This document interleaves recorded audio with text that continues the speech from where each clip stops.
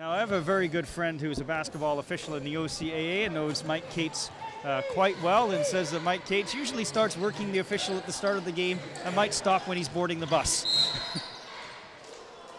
Roch, he wanted that jumper to drop. It didn't, but he'll get 2 opportunities from the line. That's 2 quick fouls there on 21. Sorry, we've had a roster change here. It's hard for me to get the names off the roster. So 21 is Nick Snow. Roch missed the first foul shot.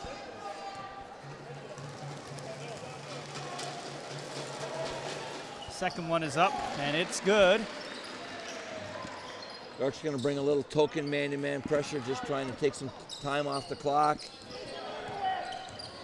DeGiorgio with the handoff to Sajaldis. He picks up his dribble against Amity Evans and gives it up to Michael DeGiorgio. Good handoff play to Sajaldis, and he finishes scoring 2 on the pass from Nick Snow.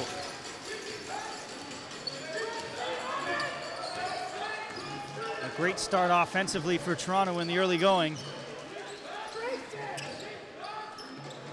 Here's Roch with 10 seconds left on the shot clock. And again, York has been stagnant on offense as Roch pulls up and misses a 3. Asmi with the rebound, and here's DeGiorgio, the 5th-year guard. Entry pass to Snow. He'll post up against Haynes. Kicks it out to DeGiorgio, fakes for the shot. Snow, left baseline jumper over Haynes is good.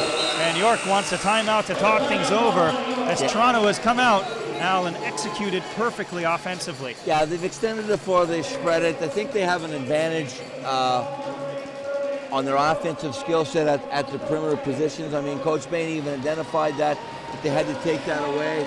So York is closed out, putting a little bit more pressure high, and of course, Toronto's now responding by that. They're turning the corner, they're taking the ball to the basket off the dribble penetration, and it's been very effective. Toronto has come out of the gate shooting 71%. They've hit 5 of their first 7 field goals. And the Lions, Al, on offense, they just seem to be stagnant. A couple times they've settled for Roch pull-up jumpers out of nothing with the shot clock expiring. Yeah, they started off with their first trip down the floor. They moved the ball, they broke down the Toronto's defense's slides, and it resulted in a layup. They haven't done anything remotely near that since. As you're right, they've been come down, they're holding the ball, they're looking for something that's not there, and then with 10, 11 seconds in the clock, keeps coming to get the ball, and he's having to try and he's settling for an outside jump shot against pressure. So the Varsity Blues with an early 8-point lead, 11-3 over York. Varsity Blues, a vastly improved program under Mike Cates, almost harkens back to some of those teams in the 90s under Ken Olenek, led by Eddie McGarrian and the Dressler brothers and Jason Gopal. Yeah. You can get York at the top of the schedule again here. It just makes for great basketball. You know, Toronto's a great town. It's just sometimes the fans don't come out and watch great university basketball because it's not the Raptors. Miss inside by Tarico. And DeGiorgio wants to work it to the right side this time. Here's Robert Paris up top for DeGiorgio. Swung left side to Sajaldis. He'll take Evans' baseline and then rejected by Haynes, and the big man collects the loose ball. Roch in the open floor, giving it up to Haynes. Touch pass to Roch. Pull-up jumper off glass, no. And the rebound is going to be tipped out of bounds, and it'll be Lions ball. First time York's gotten out on transition, and Toronto's defensive transition was excellent. No layup, turned out to be a stop and pop, and the ball was knocked out of bounds, so nice defensive transition by the Toronto Blues. Vadim Rasenberg moves up in the rotation with the injury to Wesley Anderson, and he checks in. Ilan Zemmer's on for his first action as well.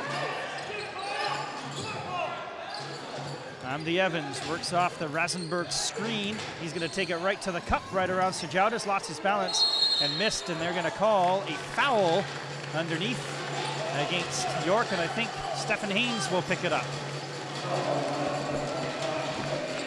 And the Lions, for all the great things they did offensively against Ryerson, have struggled in the early going. Well, losing Wesley Anderson's having an impact. You know, he brings a little bit more offensively to the table than Stephen Haynes. He runs the high spot of the high-low in York's traditional high-low game. He can hit that shot. He's left-handed, which gives teams another look. So missing West is going to have an impact. Snow missed a turnaround jumper. Ruach out for Amdi Evans, up top for Zemmer. Rasenberg on the right baseline with a jumper that's up and no good. Nasmi with the board. DiGiorgio forces the issue. York's out of sequence. They got the shot, but everybody's running away from the basket as part of their sequence. So maybe that's not the shot that they want at that particular time. There's no rebounding presence. DiGiorgio uses the screen, and then he got rejected by a combination of Rasenberg and Haynes. Ruach in transition gives it up to Rasenberg, who ran the floor well and finished with the left hand. If York's going to be successful, that's what they have to do. York's bigs can run the floor. So that's the first time they've had an opportunity, and they finished it. Nasby hands it off. Snow will cue up a jumper from DiGiorgio and misses. Rasenberg with the outlet pass for Zemmer. Maybe the Lions can get into the flow of things offensively with a couple of good defensive stops. Zemmer looks to create, kicks it out for Rasenberg. To Ruach, leads Haynes beautifully inside, and he'll face up against Snow. Haynes gives it up to Ruach, 6 seconds on the shot clock. He gets a screen, stop and go dribble. Lost it inside for Haynes. It's a beautiful pass, and Haynes finishes. Great patience shown by Toot Ruach. And there's an injured Varsity Blue on the floor. Looks like Snow might have been winded. Yeah, may have caught an elbow without looking. But the point I'm trying to make is, with the shot clock being part of our game now, and you hear a lot of teams start counting down from 10 seconds, and it sometimes leads to a panic. There at that time, Toot had the ball with 6 seconds. He didn't settle for the jumper that time. He took the ball to the basket, but he took it under control. He found the open man, what resulted in an easy layup. Haynes will sit down. Haynes was all by himself under the basket. If I was 6'10", I'd be jamming that ball home at every occasion. Haynes, of course, our post-game guest last night, showed also a well-spoken young man. Yeah, very, very articulate, very smart young man, very eloquent, very articulate. I was very, very impressed with the interview that he gave Shannon at the end of last night's game. DiGiorgio works against Ruach. McGallis, across it goes. Three-pointer by Robert Paris is good, and Paris is feeling it in the early going. Yeah, York came out with their matchup defense that time. York actually made some really good slides. Andy Evans got out there on the shooter, but just the shot was too good. Good backdoor cut by Zemmer, but he left the shot hanging on the rim. Yeah, he was looking to get fouled. You got to go up and make the shot. Varsity Blues, you can see them work it on the perimeter a lot. They're not a big team. Paris with a catch and shoot for three. No, Zemmer elevates for the rebound with a good box out on Wasik. Yeah, backside of that matchup zone, that person's got defensive rebound responsibilities. Zemmer did a great job of putting a body on his check, and he actually rebounded that ball with a vertical leap of about 2 inches.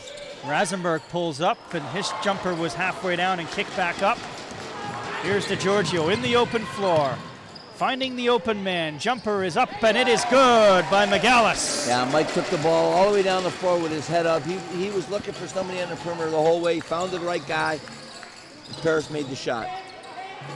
Tarico on the right baseline with a jumper over Wasik, and Wasik had the rebound, then lost it loose on the floor. Tarico diving. It'll end up in the hands of Paris. Here's DiGiorgio. Into Wasik. Wasik uses his body, little jumper, and the interior is good, and the big man scores two.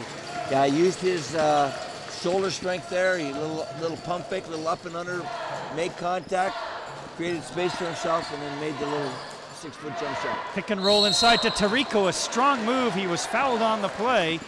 That's the point you talked about with Stephen Haynes last time. Even though Stephen got the ball and scored, what Matthew Tarico did there was he took the ball strong to the basket and was rewarded with the foul. The Evans will go down for a break. Jason Holt, the three-point sharpshooter from Newmarket, will check in. Yeah, Jason had an outstanding ball game last night. I think that's what York needs, is a little bit of perimeter presence here now. Maybe hit a couple outside shots, open up that inside game for them. So Tarico with a couple of opportunities here from the foul line. The Lions have come out of the gate a little bit flat. And Tirico misses the first foul shot.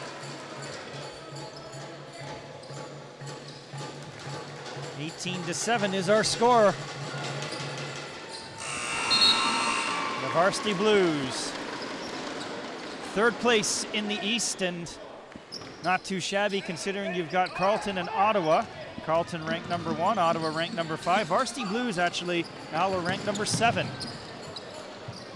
Yeah, it's been a long time since you see 3 teams from the Ontario East ranked in the top 10. 8 seconds on the shot clock. DeGiorgio to McGallis. Jumper is up and he gets a friendly bounce. Make it work. Not a shooter's bounce, that's a scorer's bounce.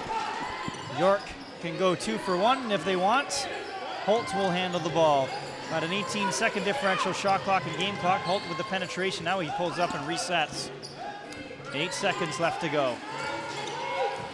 Marach off the screen with a 3-pointer, and it's good. Now the difference between that 3-point shot and the 2 previous ones, Toot went straight up, actually leaning forward. The other ones he was fading backwards, and they left it on the front of the rim.